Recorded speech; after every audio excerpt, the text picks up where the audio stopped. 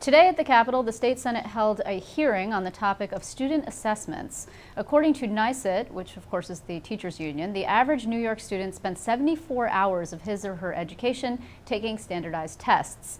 At today's hearing, the union argued that is too much testing and it is hurting the overall quality of education. However, others disagree. They feel the current testing system is strong, though perhaps not without some flaws. My next guest chaired the hearing. He is Senator John Flanagan. Senator, thank you for your time. I appreciate it. My pleasure. Thank you. So at today's hearing, you asked everyone, if I'm not mistaken, to grade the current testing system, right? Yes, I asked everybody on a scale of 1 to 10 if you could grade New York State's testing system, what number would you give and why would you give that number? And the answers were sort of all over the map. Yes, they were, but I have to say, maybe it's the longevity. We had a 4.5-hour hearing. I asked the commissioner first. He said between a 6 and a 7, and by the time we got down to the last couple of people to testify, we were much closer to 1 and 0. Maybe those people were hungry and cranky? They may well have been. I don't know. Well, I'm curious what you would grade the current system at. I think I'd probably put it somewhere around a 5. Mm-hmm. You know, I think it's very important to try and keep the focus in a positive way, and I do believe that Commissioner King is certainly well-intentioned, the Board of Regents in many respects.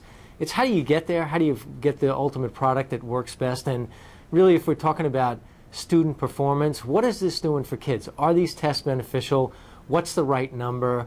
You know, we were talking about when I went to school, we basically took the Regents, then you fast forward to No Child Left Behind, implementation of assessments, and it's gotten a lot more complicated, and I'm not sure, I don't have a level of comfort that we're getting the appropriate bang for the buck. But I will say this, we had a very diverse group there. We had great testimony given, not only in written testimony, but verbally, and I will quickly add that the New York State School Boards did an exhaustive survey with their members and provided us 35 pages of testimony and comments, and it was very enlightening. And there will be a test on that in a week, so you better. Of course, that's right. Seriously though, two points. We also see high school graduation rates coming out today. I don't know if you were in the hearing, if you had a chance to take a look at those. No, there was a briefing this morning which I was unable to attend, but I had spoken to the commissioner briefly. I think he told me there was a slight uptick generally. Mm-hmm. And True. I mean, Rochester didn't do so well. I think the thing is, though, with all of the testing and all of the assessment, and we're talking also about teacher performance and the percentage of testing that should figure into determining the final outcome for a teacher, the report card grade that teacher gets, you would think that perhaps the results would be improving at a more rapid rate, but they are not. No, the improvement is incremental. We're nowhere near where we need to be. And the commissioner highlighted this. When you have a 74% overall graduation rate, what really strikes me is that means 26% of the people are not graduating high school. I mean, that's abysmal. Whether it's in Rochester or on Long Island or out in Western New York, that's just too many people not graduating. It's an indication that we have a lot of room for improvement.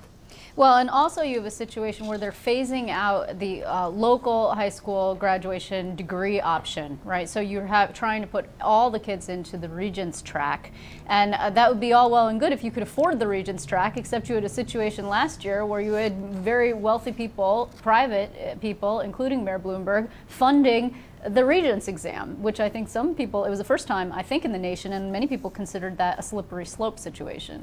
I would agree with you. Last year there was $7 million in the budget and there was private donations of $1.5 million. This year there's $8.5 million, so the number is consistent with which was done last year overall. But yeah, that's something we have to be very careful about. What was it? What are you trying to get out of all of this? I mean, look, we have obviously seen some high-profile stories about the pineapple question, for example, and other parents who are really demonstrating in the city against tests that their kids take for the benefit of the test company, so it can figure out what kind of questions to ask in the future. But what are you trying to do here? I mean, what legislation will come out of this hearing? Well, I would say right now, no legislation, but the level of discussion needs to be raised. And I do think we had a very good hearing. Nobody hesitated. Nobody held back, not only when they had their written testimony, but again, when they did it verbally. And what I'm looking for is clarity. I'm looking for some potential legislative solutions, but really finding out where we are. We started off, where were we, where are we, and where are we going? And there's so many moving parts on this, chessboard, if you will. You had No Child Left Behind. Now we're moving to Common Core standards. That's being done in conjunction with teacher evaluations. That's being done in conjunction with student learning objectives. There's a whole litany of factors that are sometimes working together, but I think more often than not, it's at cross purposes. So how do we take what we're doing, find ways to do it better? And for me, I learned a great deal today. I was very happy that we were able to do this. So, okay, so we're not going to see, certainly not in this session, we've got 8 days remaining, which is about 2 weeks. So we're not going to be seeing test-related legislation. However, there is something floating around out there. It has to do with the disclosure of teacher performance data. Can you tell us anything about how close all sides are to a deal on that? The expectation is it has to be done before June 21st. Yeah, I believe that we have a very strong opportunity to do something before we leave for the end of the session. And right now, there is no compromise. There's nothing out there that I could report back to you on directly, but I am confident and comfortable that we will be having those discussions in detail, in earnest, and that we can achieve some type of compromise. And there are varying positions out there, some for complete disclosure, others who are completely opposed to disclosure, and that's going to be part of our discussion. And I think that can be ultimately a compromise that will be productive for everyone. Do you personally have a position on that? Yeah, I think my initial question is, ultimately, how does this benefit a student? If you're talking about improving teacher performance, ultimately what we're really driving at is student outcomes and student performance. Because if teachers are doing well, it's a general statement, then ultimately students should be able to do well as well. I think we have to be very careful about what we disclose, because it can be prone to excess and hyperbole and not really get the facts out the way it should be there. And the other thing, too, right now, Liz, is we are implementing a new system, as I said before, that you have moving pieces, but it's also like a moving target. Here we're going to a set of standards that are nationally out there and by and large have been adopted by a lot of states, but we're asking for these tests and teachers to be evaluated, and then we're going to change it like a year from now. You're doing it under one set of rules, and then you're moving to a new set of rules. It seems to me that you have to fully implement the curriculum before you start giving the tests, before you start doing those evaluations where you might have some disclosure. Just before I want to get to the rest of the session, I do want to sort of hit you with a left field question. There was a report over the weekend about, in the New York Times, that I think a lot of people found rather alarming, about the reliance on attention deficit disorder drug, which is Adderall or other drugs, by high-level kids. I mean, is this something that you think the legislature needs to look into?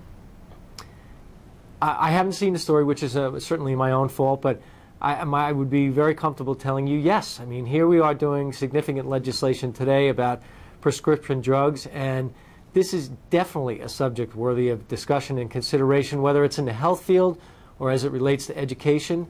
I mean, as a parent, that is something I always think about. I'm always asking people I know who have kids that may be taking these types of medications that, there's definitely a balance in doing this, but do I think it's worthy of our consideration? Not even a question. That's an absolute yes. Yeah, it's like a performance-enhancing drug for high-performing kids. It's a really interesting topic. We'll talk more about at a different time.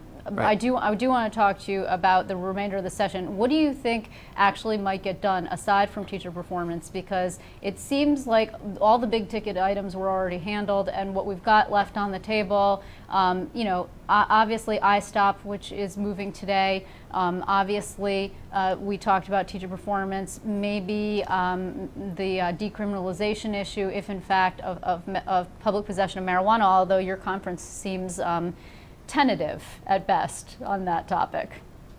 I believe that there's been some very strong movement on domestic violence, and that we could see some productive legislation there. The teacher evaluation piece, of course, is out there and will be on the table. There's a lot of, I guess, just sort of smaller issues, not to say that they're unimportant, because obviously they wouldn't be being discussed if they weren't important. But for me personally, the one thing I really want to see before we leave here is significant mandate relief. The council met 10 times before the budget was enacted. and we haven't seen any formal finite proposals as to where that's going to end up.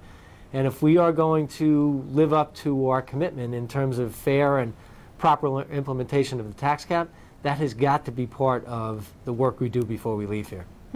Yeah, I wouldn't hold out too much hope on that, unless you know something I don't, which I would expect that you probably do. Are there discussions going on? Because I haven't heard of any. We have been having very clear and intense discussions within our own conference, and I know a lot of our members are very concerned that we have to ratchet up what we're doing and provide some relief for school districts in particular. But I'm not sure. Let's put it this way. I'm a lot more comfortable on things like I-STOP and domestic violence and teacher evaluations. But if you're asking me what I think needs to get done, mandate relief has got to be on that list. Well, Senator, it seems like there's a lot going on the education plate, so certainly we'll be talking to you more. I want to thank you very much for being with us this evening. Great. Appreciate the time.